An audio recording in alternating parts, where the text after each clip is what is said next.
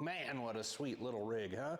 1948 Chevrolet Business Coupe. Sweet little rig. A guy brought it up here to hopefully remedy kind of a common complaint, and that is getting the darn things to shift into second gear.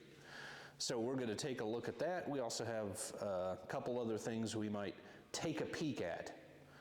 So we'll do a quick walk around. Now, I don't know, he must have been driving it on fumes when he loaded it and unloaded it here in the shop, because I started it the other day and it just sputtered and died and I can't get it to go again. So hopefully that just means it's out of fuel, you know.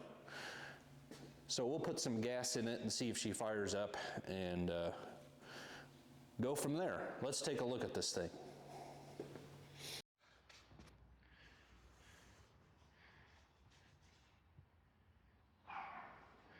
I don't know what about me attracts 48 Chevys, but I like it. I would like some variety. Maybe a 47, a 49, you know, but this is good for now.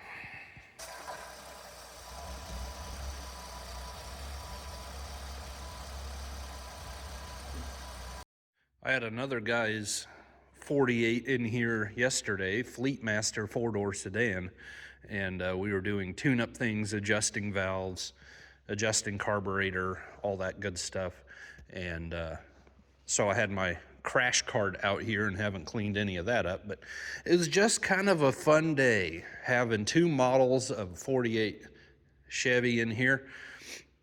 Gotta love these lines, right?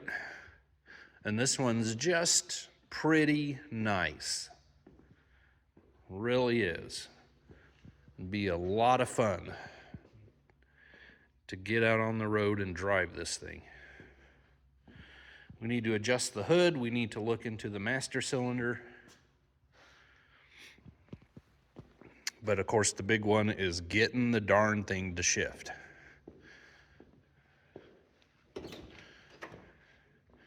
I know it's dark in there,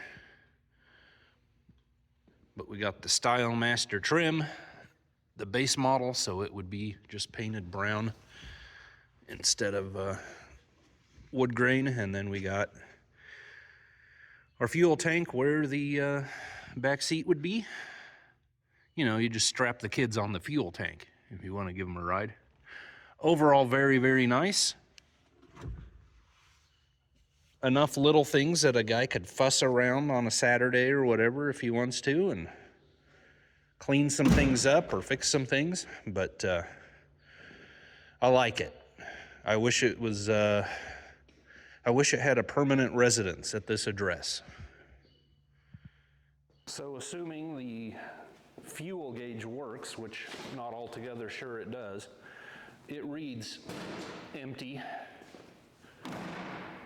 So we'll take a look at that. I did loosen my filter bowl here, so can't remember, can't forget,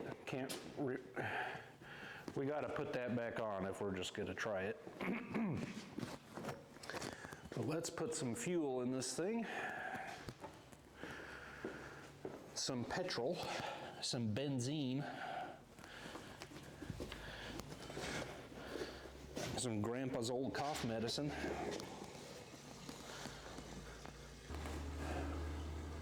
It's a nice day. Hear a truck hauling corn coming.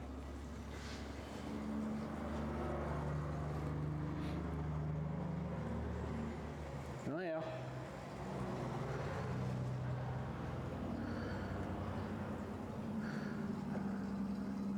The old Peterbilt.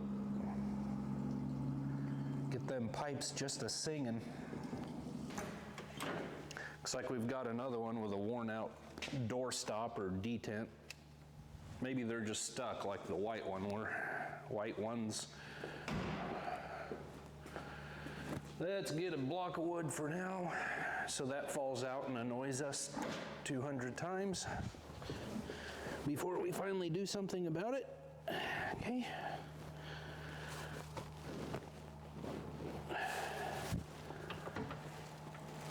I love the heater. I'm gonna have to show you this deluxe heater, super deluxe heater.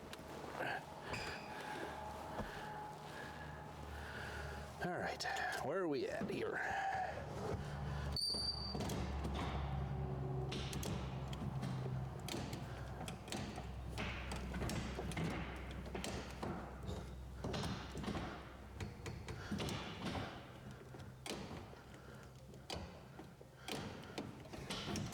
He thought it shifted into second sitting on the, without the engine running, but I'm not so sure it does. I think it's something stopping it in the linkage. Little choke.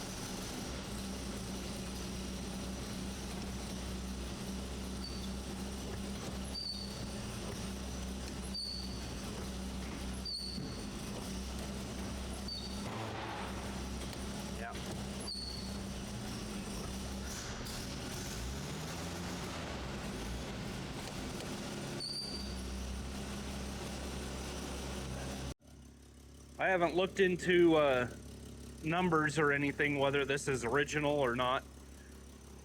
Certainly is a 216, you know, and probably really doesn't matter more than that. So it is what it is.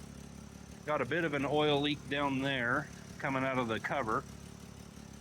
We can check the hardware, make sure it's tight. But overall, just very plain stock stuff. Looks like he has pretty adequate cables on there. Lots of original looking wiring, but I think down in there is our culprit. 12-volt generator on there. 12-volt generator, 6-volt battery. Well, it may not be so easy as I hoped. I disconnected the rod, the main shift rod, and I can shift it, and it feels like it's going into gear. But still, I put it in second with the rod here, and use the clutch. I start it and let the clutch out, and it still does not shift, or still does not move in second gear. So I'm gonna put it on the lift, I think, lift this thing up and check it out from the bottom and see what the levers are doing down there. If something is preventing it from going quite far enough into gear. If there's nothing obvious, then I think we're gonna have to take the side cover off and dig deeper. Who knows? Maybe it's missing the second gear in the transmission. The guy was just like, you know. But there's all manner of bushings and so forth that we can replace also up here. So we can get those on order, but I am gonna wait until I figure out what's going on. We might as well, and then order it all at the same time. So I'm gonna put her up on the lift and go from there. We can also take the master cylinder off at that point. I think I have a rebuild kit at home for that. I thought there was one more thing I was gonna tell you. Oh, the detent lever and all of that assembly in the door is completely missing. So I don't know if he really cares that I take care of that. He didn't mention it, but anyway, we're gonna move on.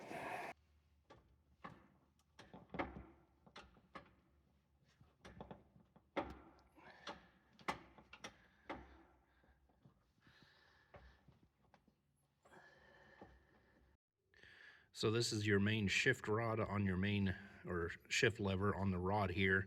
Now this is just a generic bushing that the owner put in there because it was missing a bushing, and I may replace that, get the correct one. I think it worked okay. It was just longer than it needs to be. But this looked funny to me. It looked like you can see all the shiny metal here. This was hitting, or the head of the bolt was hitting, before we were quite getting into second gear. And so I got under there and I shifted it. Well, I can shift it here too. I shifted it into second gear. And now let's try it. All right, let's try to squeeze in here. Oh boy, there goes the mic. Squeeze in here without scratching the paint. I've got it in second gear, so we're just gonna push the clutch in here, fire it up. My son already verified this for me because it's on the far side of the car. I can't stick my head out and look. The wheel that wants to spin with the differential. But I can tell it's spinning.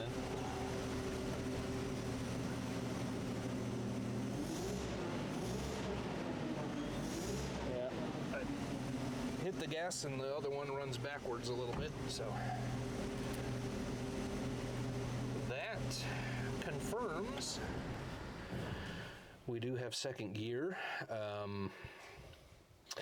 So I'm definitely going to get all the bushings coming, the correct bushings. Not sure why the tolerances would be that close, that it would hit like that, but I'll have to figure that out. While it's on the lift, I think I'm just going to raise it up and pull the master out and take care of that. So yeah, let's do that, and we can rebuild that master cylinder and get parts ordered. If I can get back out of here.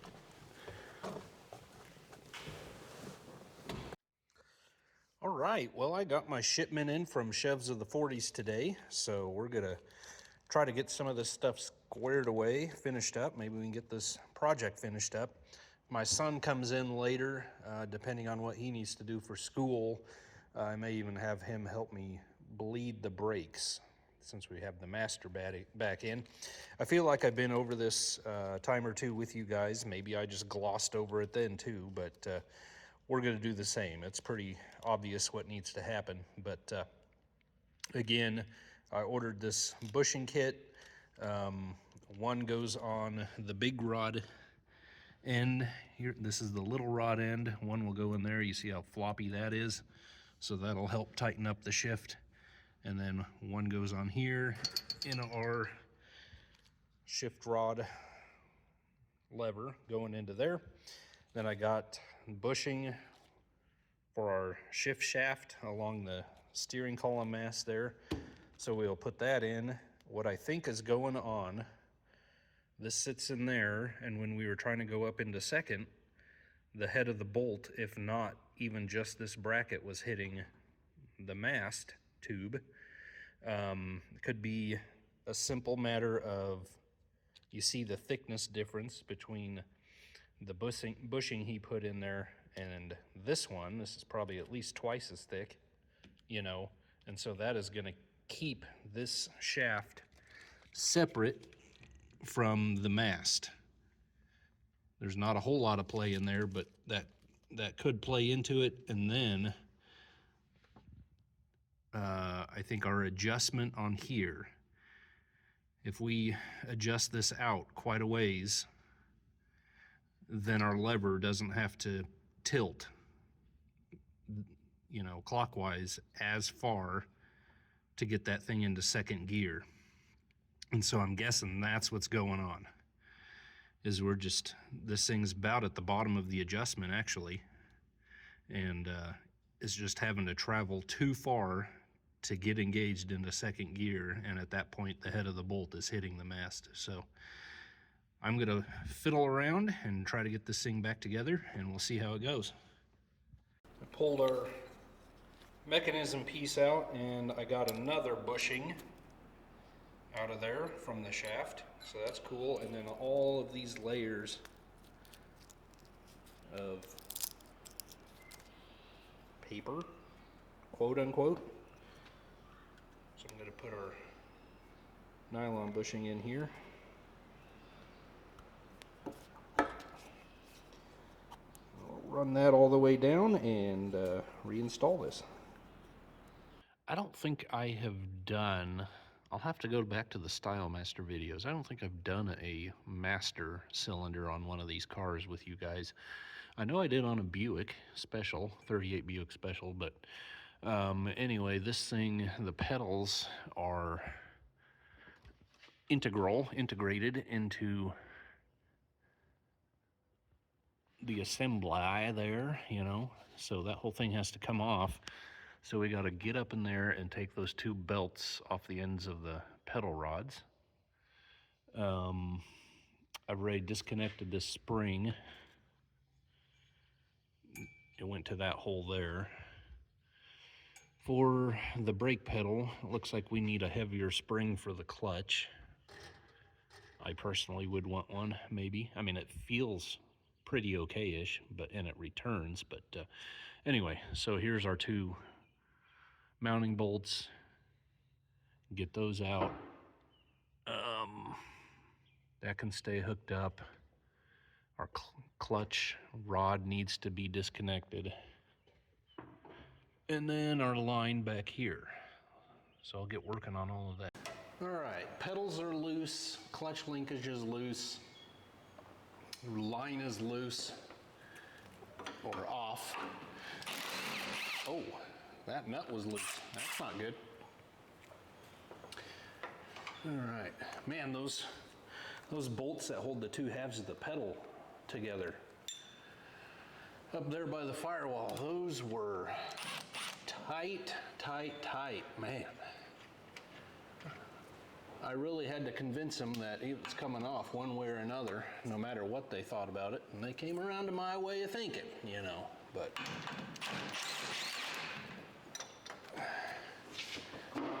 can I get to this? There we go. Okay.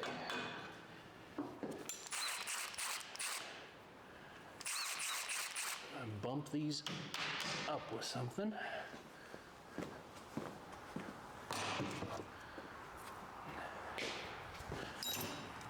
Grab my universal hammer here.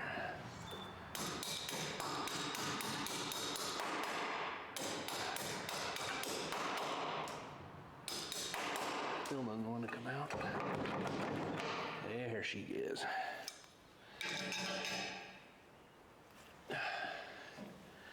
All right.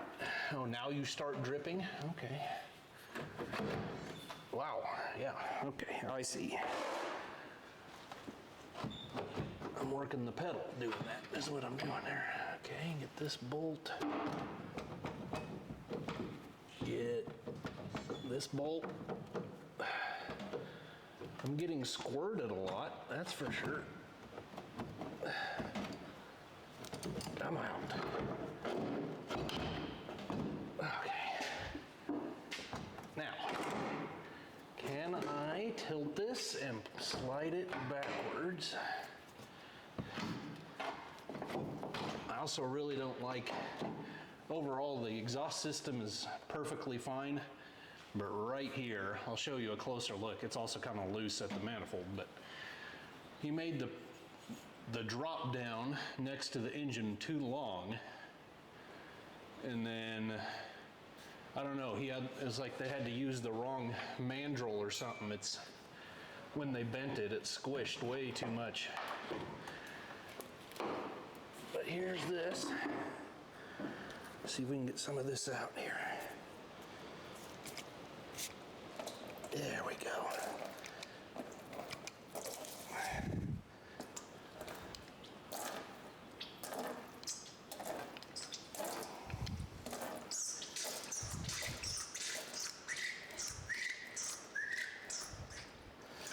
All right.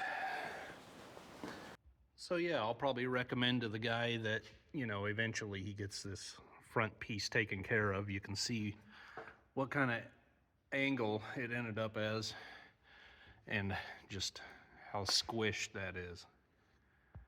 So I personally would want it done a little bit better. The rest of it, perfectly fine. So, and then here is this. If you've never seen one, of course, we're gonna kind of open it up and rebuild it together, but that's what this looks like.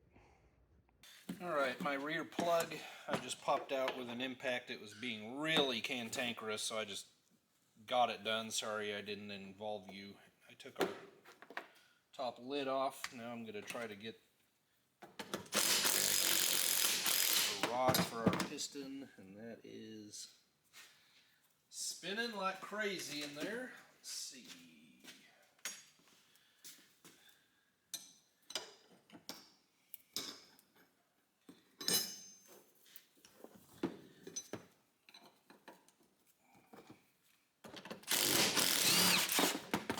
Go.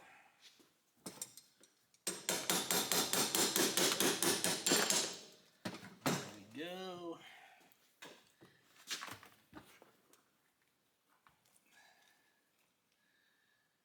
Plenty wet in there, that's for sure. All right, now I should have a little wire keeper here. I can't see anything, but we know it's here somewhere. Smaller. There. That's the way we do it. Oop. I am making a royal mess. There's our little culprit. We should have the little cup. It all looks the same as what I got. So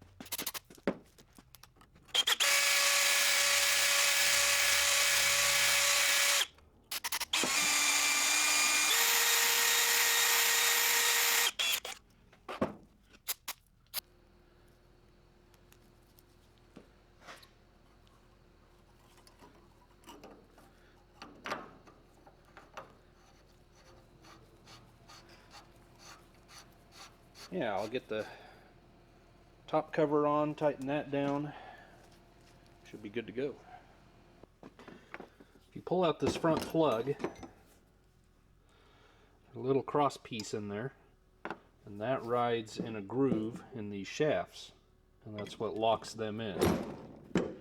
So I just shot some grease in there, some fresh grease. Keep those things moving for a guy. See if we can get this back together.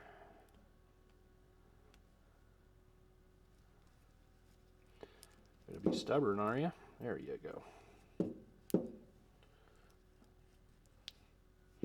Ew.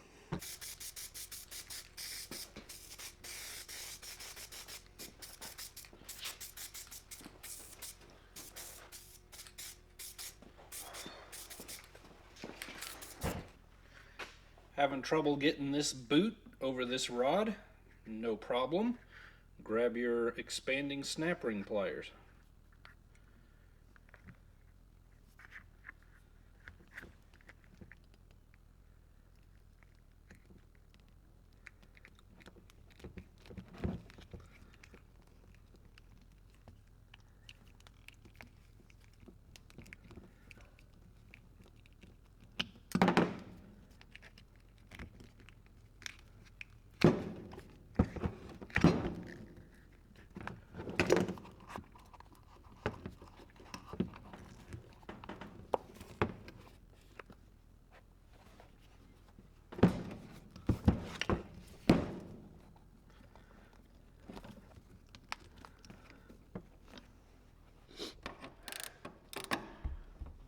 Well, guys, unfortunately, very, very unfortunately, that's not going to fix the problem. Now, we made progress. We fixed some stuff that needed to be fixed, you know, and I can get it to go into second gear, but as soon as I let the clutch out, she pops out right away and grinds.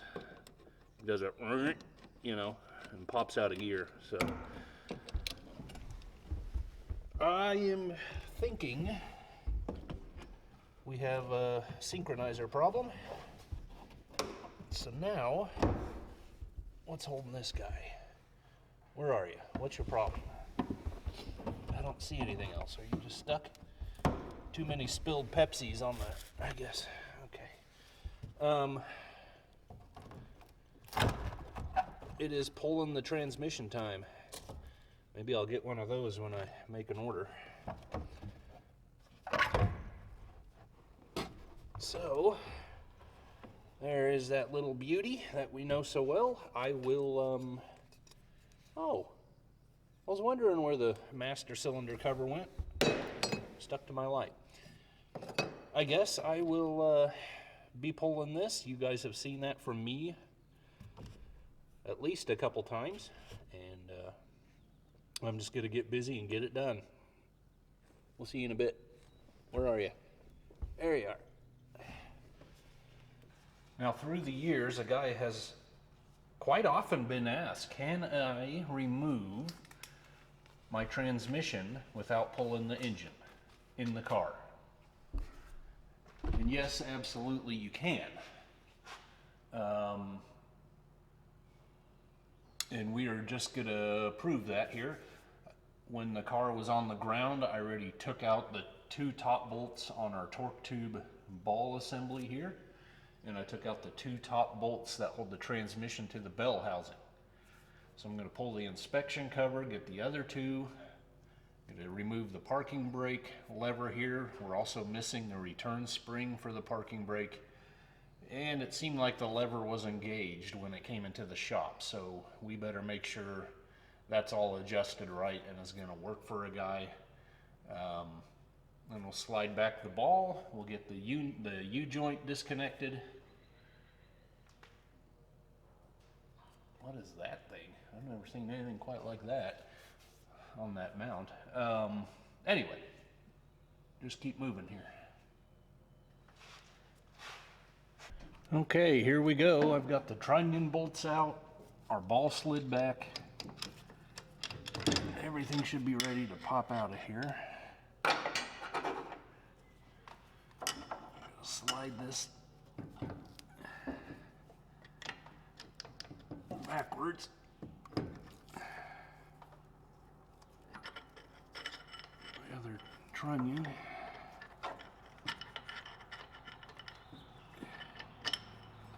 Go.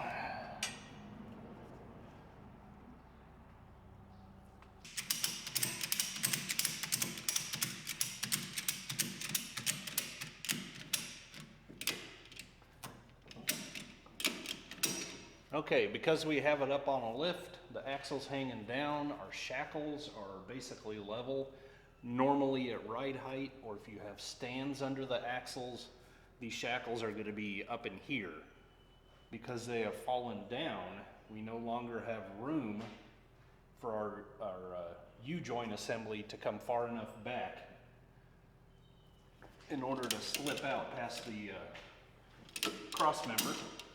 So we're going to raise these back up.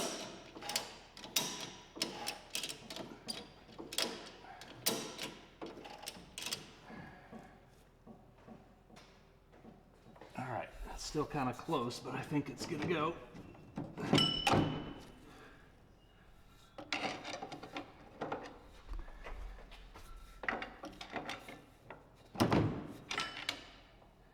What are you stopping on?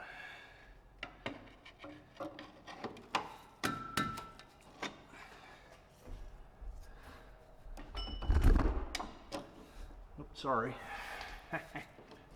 Come on, there she goes. All right. Okay.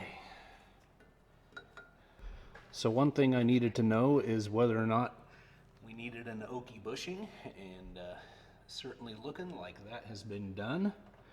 One thing we can do to double check that it's still good is check the excuse me, check the fluid in the rear end, and this would probably be actually gushing oil if this was no longer holding you know, if the seals were no longer good in it.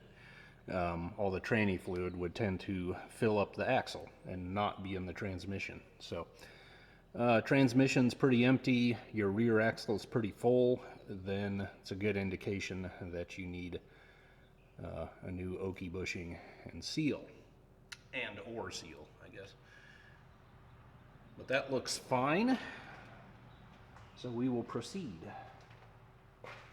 Okay, well, our tranny mount is completely loose. It's just hanging out in there, and it's the typical degenerated, sticky, slimy, oil-soaked, nasty mess. No doubt original, and it's just disintegrated over all the years, and you know, the rubber's just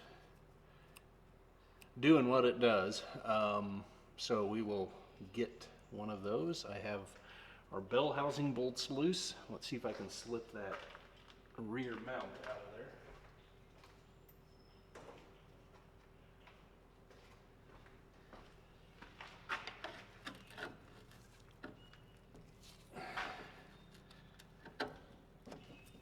I need a heftier pry bar.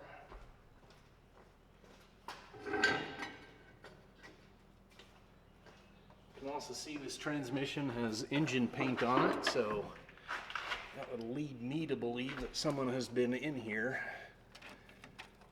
in the past doing stuff, at least.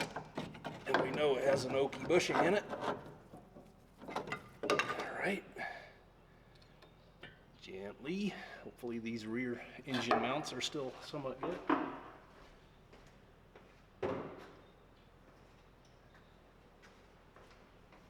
Alright. There she comes.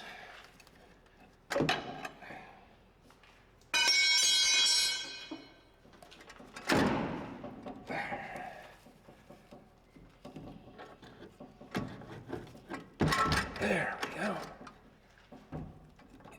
And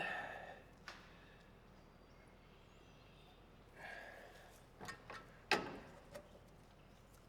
think I will lift that up through the floor when we lower it down.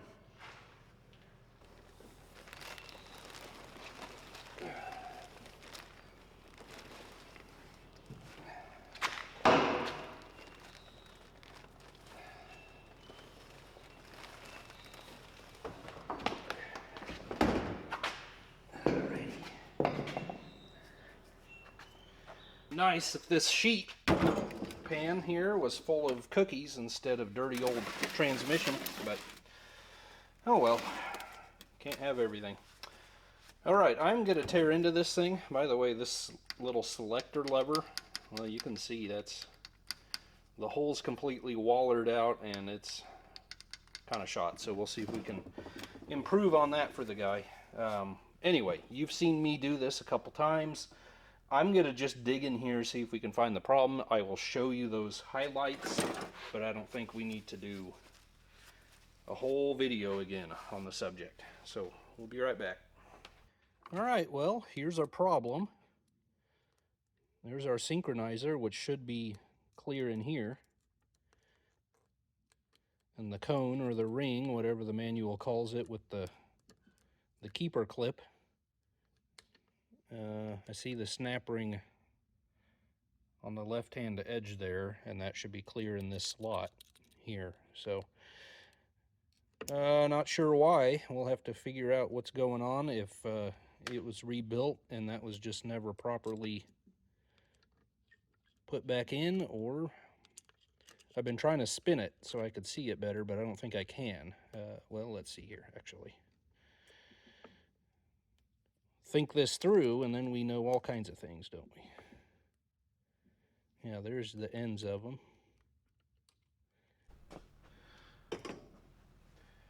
All right, well, it's always nice to be able to stand back and say, well, here's your problem, kind of thing. Then we definitely have that situation. I ordered, I found another good used drum gear.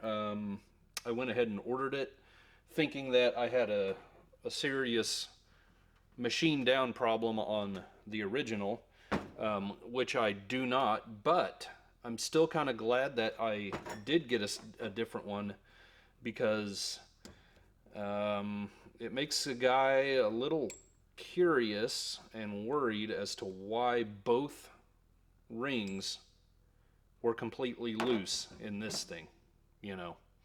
So we may mic that sometime and figure out what's going on, and if it can even be replaced with new rings. I can start to push it in by hand, the new one from Chevs of the 40s. Maybe with some Loctite it would be just fine. But nevertheless, we have some rings here, and they actually look to be in just as good a shape as the brand new one.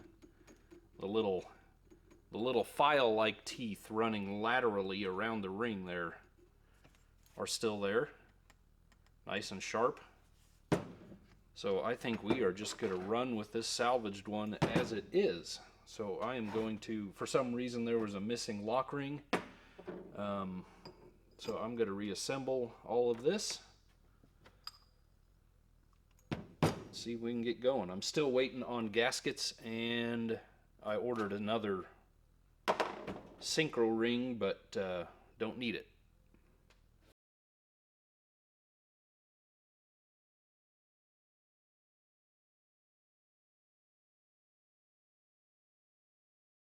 There is a bird on the roof sharpening his beak or something. I don't know what's going on back there. I went to the reverse engineering freight store, and I was looking for something better, something different. They didn't really have it. So I ended up just buying a dedicated snap ring pliers with kind of some longer than typical tips for it. I actually loosened the set screws and scooted them out till they came closer than they were originally, and I filed flat spots on the very tips so that to take snap rings out, you can get in the slot there, get between the two ends of the ring and spread it open. Now, for going back together, it's even more fiddly. I've made a little tool here. I made it out of 1/2 by 1/8 inch stock. If you have some 1/8 or 3, it needs to be 3/8 wide, is what I'm saying. So I cut 1/8 of an inch out of it. So something 1/8 of an inch by 3/8 wide will work. Plus I did a nice little ergonomic comfort bend. That way I don't bruise my tender little palms, right? But that is the right size to get this ring expanded enough, 3/8 of an inch, to slip over your ring there. And 1/8 of an inch goes into the slot, the access slot right there, real nice. So this is what we're gonna do. It's still kind of fiddly, I will admit, but I'm gonna get you in closer. So first thing we want to do is we want to get the ring. What I find is we want the ring above the tool, something like that. And let's pull it back as far as we dare. We think we can still get it to work. And then I'm gonna adjust one edge against our tool there. Now I'm gonna take a screwdriver. Usually I just fiddle around with screwdrivers. And it takes forever and it's quite frustrating. I hope you appreciate that I have to stand. I mean, this is hardships, getting this on camera. Getting this on the digital filmage. Okay.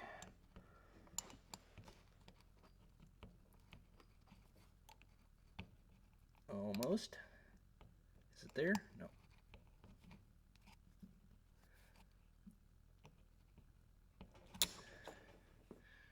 Well, you're gonna be a little stinker.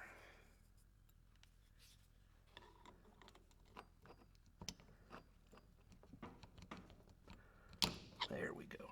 All right. Now ever so gently slide this back till it's about even with the ring.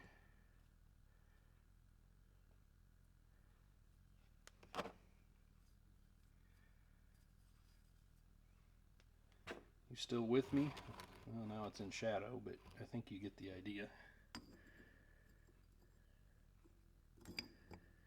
Try to start it on that side.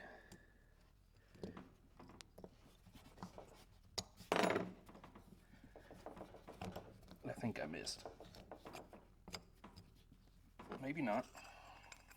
No, we're in there. I went out there expecting to see a dove or thrushes or blackbirds or something. No, it was a buzzard. Stinking turkey buzzard on the roof. We don't need that kind of smell around here yet. Another thing I'm doing here, I did not like.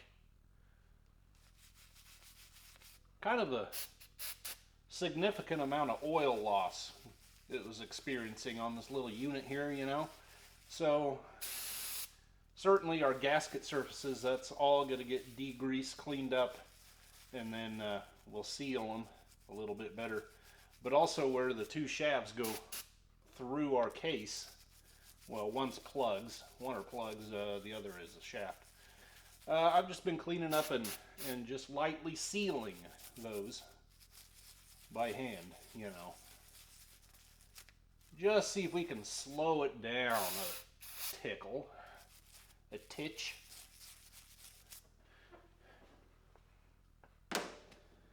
Also got my gasket kit in, so we need to throw our candy kisses wrapped in paper mean more to you, dear, than I do.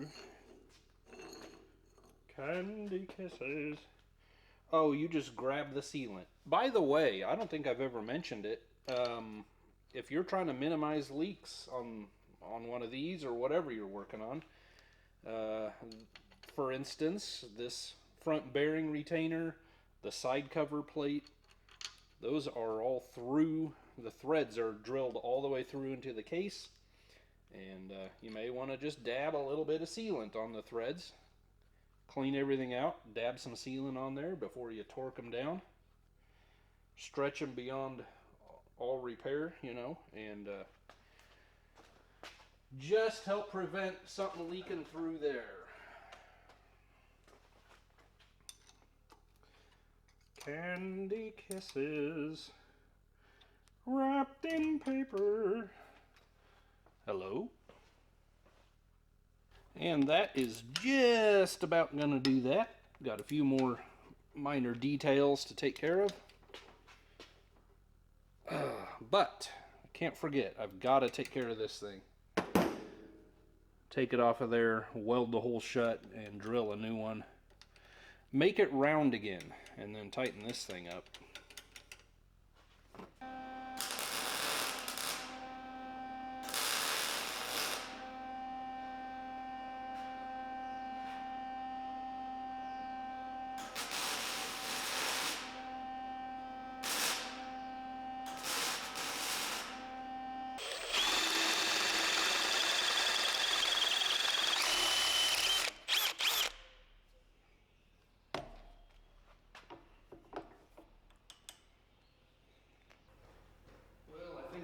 Give up for the day. I'm gonna get a stab at this thing going back in the right direction.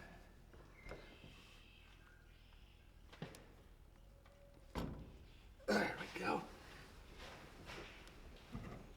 Alrighty.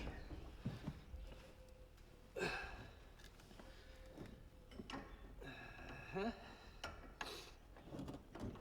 the lever down in there. Alright.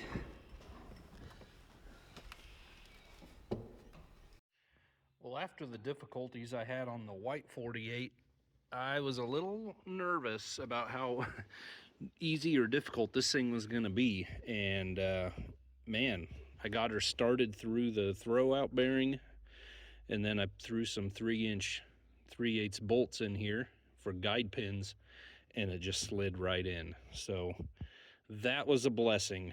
I don't know what the world was wrong with that other one, but there was probably a very insignificant burr somewhere having to do with the throwout bearing or the pilot bushing or whatever, and it fought me hard. But this one did not, so good on you, buddy. I'm having to rely on eBay once again for a tranny mount for a old stock one. And they're, by all indications, they're not getting too whippy on the shipping it out department, you know. So I don't know if I'm just gonna have to temporarily put this back together with the original melted mount, but we'll see. It's Friday evening, about quitting time, so I'll go home and check the status on that and see what's going on.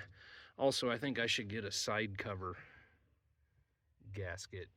I noticed the starter was pretty wet on the bottom, and I can see a lot of oil right there. So maybe it'd be good to seal that up again as well. Another complaint we had was the headlight switch was not working. I mean, you could turn them on and put sideways pressure on the knob and they would come on. So I pulled it out of there. I sprayed inside the switch, cleaned it out, used a little bit of oil in there, and got it working really nice again to where it seems to want to behave itself. So I'm going to reinstall it and see, just confirm. Oh, well, I put it back on the car and it didn't work. You know, it tested fine with the multimeter on the bench, but put it back on here. There's just a lot of side-to-side slop in that shaft, you know.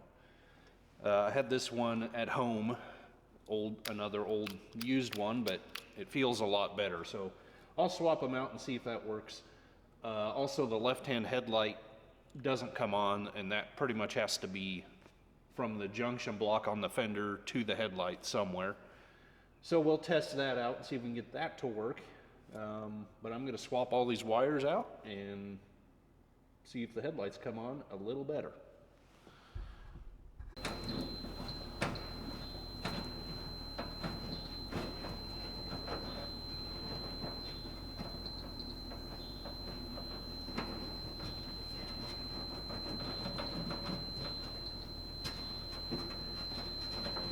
So we had a burnt out headlight. I just brought another 6-volt bulb from home and I just put it in. Big mistake, we smoked the bulb. We had a short to ground. Both of my wires on the junction block on the fender, the low beam and the high beam, both have a short to ground. I came to back to the switch, started disconnecting everything. Well, not everything, but there are so many things that have a short to ground. The left park light was out also. I took that apart. This has a turn signal switch installed, but the bulbs were just single filament bulbs. So I'm afraid we had a guy in the past that just didn't really grasp the situation. And admittedly, I'm trying to grasp the situation too. I have everything. Basically, this is hanging here by the dome light wire, this headlight switch. And I still have continuity to ground. I took off the terminals on the junction block for the headlights, and those loose wires still have continuity to ground. So somewhere in the harness, I don't know, we've got problems, and I think I'm gonna completely disconnect the turn signal system.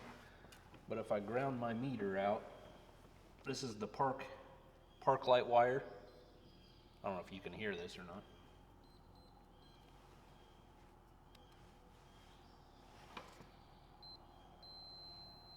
So that's going off. Stoplight wire. No, the stoplight wasn't doing it. What other one was? Tail light. Tail light's going off. And then, like I said, if we come in here and ground this out, even though these wires are disconnected, low beam and high beam connection,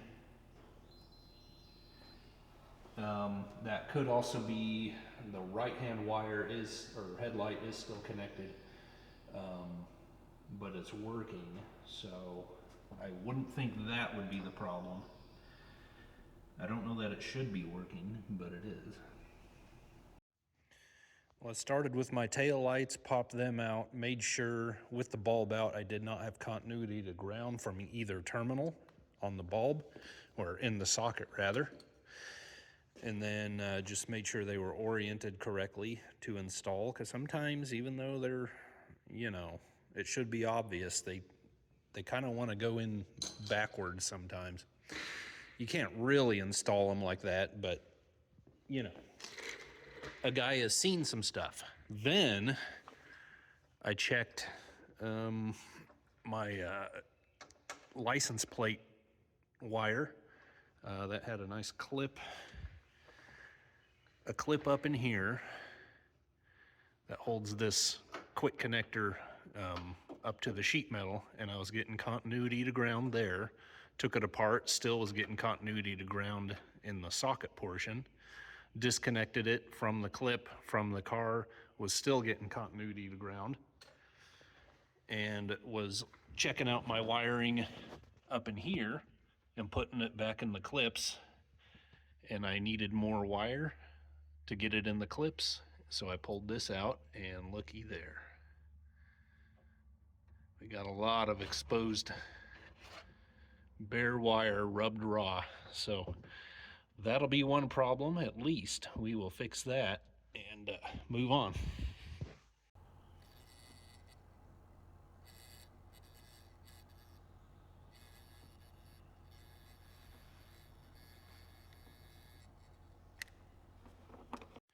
Here in a second on this video, I will just wrap up everything I find once it's fixed, because although I just wanted to make one video on this car, you know, and we're getting in deeper and deeper into problems here. But like I said, single filament bulb up front for park lamps, dual on the back, so they were only running turn signals on the back. When I installed or uninstalled this left front bulb, that made continuity to ground. So somewhere in that circuit we've got a problem. I'm guessing it's probably in the back, the contact button inside the housing there. But even more confusingly, when we look in here, this bright wire is our fog lamp wire, but this one is the one hooked to our park lamp on this side. And this normally, these two would be your park lamp wires. So you typically would have horn, high and low beam, whichever way it is, and then parking lamps. For some reason, those are both still hooked up, and then we have this extra wire hooking up our left one. I'm not sure what's going on there. I've got to dig into that. So like I say, I will figure all of this out, and I'll sum up here in a second. Okay, as you can see, got both headlights going. I have finished everything, but everything needs to be buttoned back up. I need to put the headlight switch back in, tie up the wiring. We went through it all. Here's the tally that I found wrong. We had a burnt out headlight bulb. Because of complications, I put a new old stock T13 in there that I have. So that's kind of fun, putting that back in there. Anyway, the tag light wire was rubbed raw, you know, and was shorting on the body. Left-hand park light wire to turn signal. So this is an old Signal Stat 800 turn signal system. I really like it. I like the looks of it a lot better than, you know, the newer stuff you get. I went online and printed off the original wiring harness schematic for that thing. Wrote some notes to make it a little more clear. Every single wire on this turn signal system was hooked up wrong. Well, I shouldn't say everything, but every wire was hooked to something on the turn signal system, which is a good start, I suppose, except your two wires that go to your front turn signals were hooked to something. And we don't have front turn signal bulbs, you know. We only have one wire going to the front bulbs here. And so I just cut everything free and start it over. And then the 2 wires for our front turn signals, I just wrapped up with tape, and that'll be a good project for a guy if he wants to hook up front turn signals. It won't be difficult. But just specifically, the park light wire was hooked up to the turn signals. And the park light power feed wire was hooked up to the turn signals. High beam indicator bulb. There's a wrong bulb in there, and when you install it, it goes cockeyed because of the spring pressure, and so the brass case of the base of the bulb was both touching the edge of the socket where it grounds out and the center button, the center contact. So the high beam indicator bulb was shorting itself out because it was too small. So we found a short to ground there. And then, yeah, just a complete rewire of the turn signal system. How this thing didn't burn to the ground, I'm not too sure. I removed some wires that weren't being used, and some other ones that were not necessary, but everything works. High and low beams, front markers, rear tail lights, rear turn signals, rear stop lights, fog lights work, dome light works, heater works. I'm not sure if the spotlight works. I know I haven't tried that. That's the only thing I didn't try. So anyway, there's the list. I'm gonna button everything back up, and I printed off this schematic. I printed off a copy for myself, obviously, and I'm gonna send one along with the car, so that if he wants to hook up these front tail turn signals at a later date, he sure can. Boy, I think we could use some new gaskets. Anyway, 2 more things I wanted to tell you, actually, that I forgot to carry on with. If you are chasing a short in your headlight circuit, something that I have to remind myself all the time, there is continuity to ground through a headlight bulb. And so if you are trying to chase a short, you either need to pull the bulb or disconnect the ground wire that's screwed to the inner fender, typically. I mean, originally on these. Do that and then test your power wires and proceed to test that to ground, you know, and you can find that. Otherwise, you're gonna be thinking you have a big problem when you don't necessarily, and I think we need to tighten these whole things. Oh yeah, completely loose. The other thing is, so the guy that did this, I take it, really didn't know what he was doing. But don't let that fact dissuade you from, is dissuade a word? Anyway, don't let that turn you off of doing it yourself. Your biggest weapons, get the original wiring schematic, and in the case like turn signals, get the original schematic for your turn signal system, and then go through it. You can do it. If you absolutely are against it, that's just absolutely not where your gifts lie, or you're just completely disinterested, then get some help at that point. I mean, there are things in life that I have absolutely no interest in, and it's just best that I get outside help, right? But if you have an interest and a will to do it yourself, you absolutely can. These things, 40s eras, 50 eras, especially era vehicles and older especially, they're really not that difficult, but you must have a good, clear wiring diagram, and then just take one thing at a time, follow it out, compare it to what's going on your vehicle, and you will figure it out. All right. Back to taillights.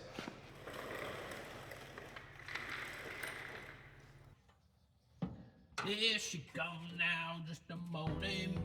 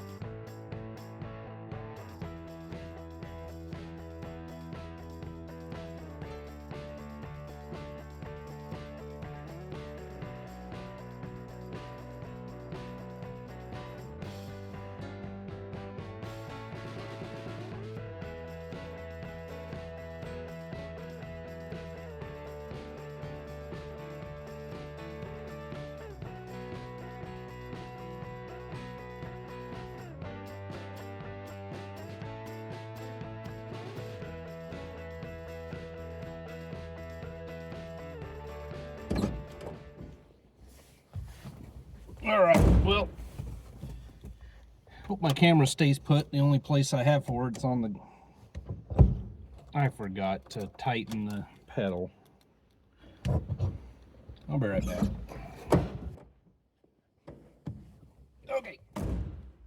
Tighten down. Oh, so much better.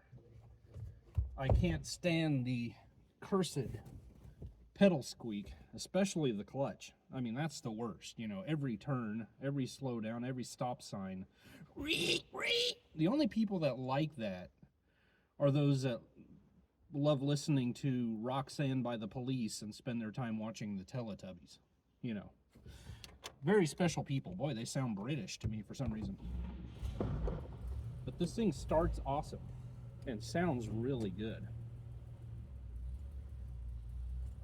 Now, I've got you clamped to the side glass there. So my apologies if the quality isn't the greatest.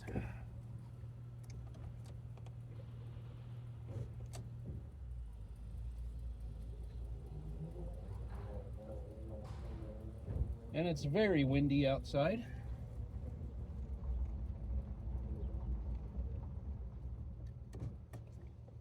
And the window's open a little, so I don't know if you'll be able to hear me. We'll just head her on down to the co-op and see what happens.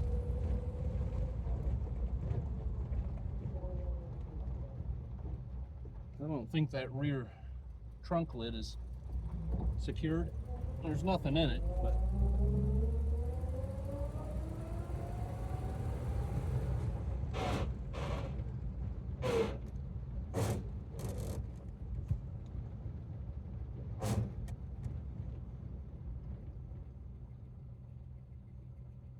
I don't think my clutch is doing its job.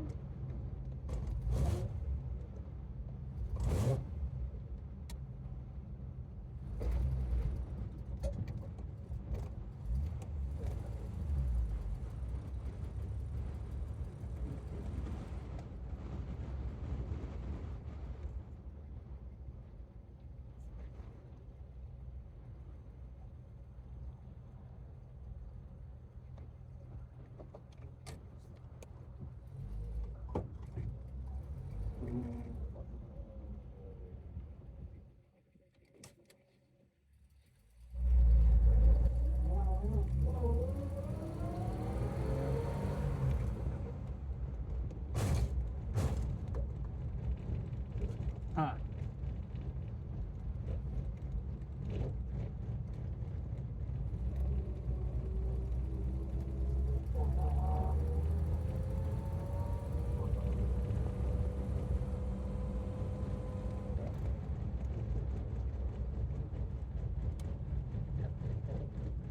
What is going on back there? Now all of a sudden it's okay with second gear.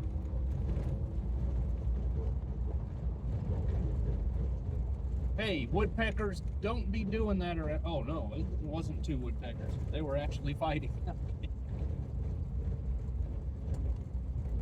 was gonna say, this is G-rated over here.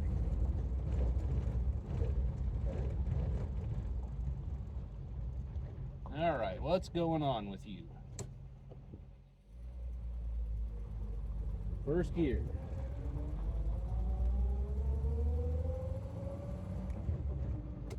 Second gear.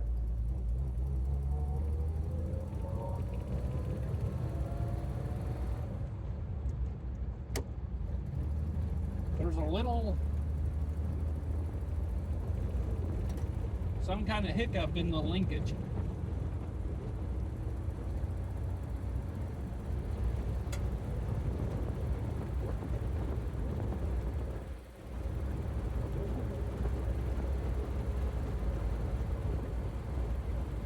I don't know. We may have to play around with it. It may just need to, apparently just going through its paces helps it just a little bit. So I'm going to drive it around a little bit, see if it improves matters, and I guess if I have to get serious about something, we'll let you know. Anyway, guys, once again, in my limited experience, I mean, I have quite a few of these under my belt. Second gear is just, it's kind of hard to get adjusted right. And, you know, we thought that's what we had going on here, but it turns out, obviously, we had bigger issues. But we got it figured out, we got it repaired, and we can check this one off the list. Thanks so much, guys. I'm awfully sorry. It looks like you're bouncing around all over the place. But thanks for joining me, guys. And God bless you. And we'll see you on the next one. What's coming? I don't know. I guess I'll wait.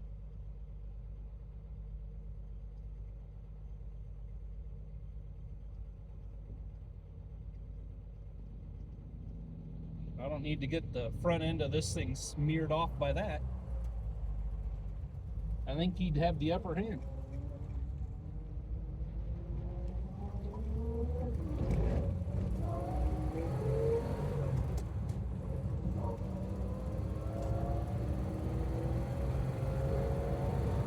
Gotta wear them synchros in, you know.